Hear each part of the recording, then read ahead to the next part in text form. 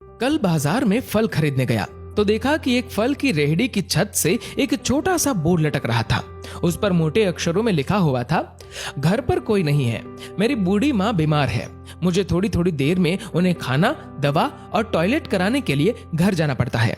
अगर आपको जल्दी है तो अपनी मर्जी से फल तोल ले, रेट साथ ही में लिखे हैं, पैसे कोने पर गत्ते के नीचे रख दे, धन्यवाद। अगर आपके पास पैसे नहीं हो तो आप मेरी तरफ से मुफ्त ले जाना, इजाजत है। मैंने इधर उधर देखा, पास पड़े तराजू में 2 किलो सेब तोले, दर्जन भर केले लिए, बैग में डाले, प्राइस लिस्ट से कीमत देखी, पैसे निकालकर गत्ते को उठाया।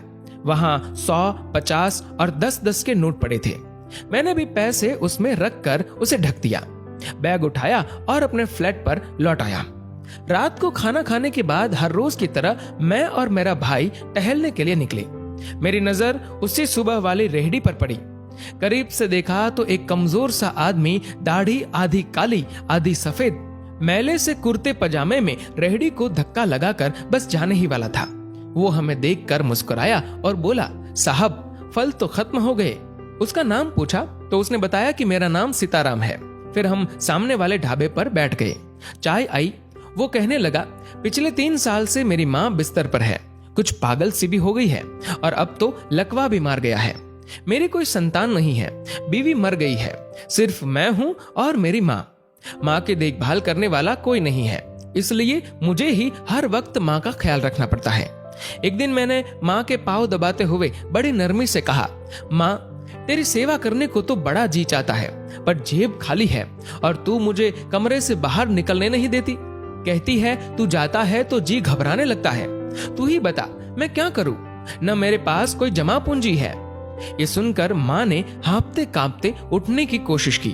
मैंने तकिए की टेक लगवाई। उन्होंने जुर्रियों वाला चेहरा उठाया, अपने कमजोर हाथों को ऊपर उठाया, मन ही मन राम जी की स्तुति की, फिर बोली, तू रेहड़ी वहीं छोड़ाया कर, हमारी किस्मत में जो होगा हमें इसी कमरे में बैठकर मिलेगा।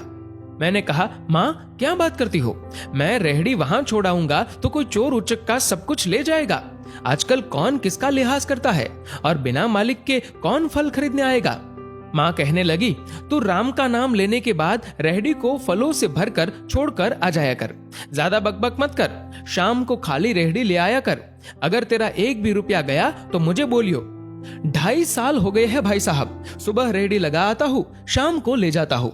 लोग पैसे रख जाते हैं, फल ले जाते हैं, एक धेला भी ऊपर नीचे नहीं होता, बल्कि कुछ तो ज्यादा भी रख जाते हैं। कभी कोई माँ के लिए फूल रख जाता है, कभी कोई और चीज। परसों एक बच्ची पुलाव बनाकर रख गई, साथ में एक पर्ची भी थी जिसमें लिखा था अम्मा के लिए। बीते हफ्ते एक डॉक्टर अपना कार्ड छोड़ गए, पीछे लिखा था, माँ की तबीयत नाजुक हो तो मुझे कॉल कर लेना, मैं आ जाऊंगा।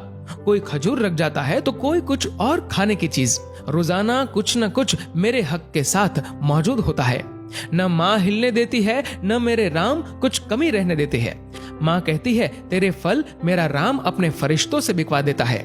आखिर में इतना ही कहूंगा कि अपने माँ बाप की खिदमत करो और देखो दुनिया की कामयाबियां कैसे हमारे कदम चूमती है। दोस्तों, इस वीडियो को लेकर आपकी क्या राय है, नीचे कमेंट करके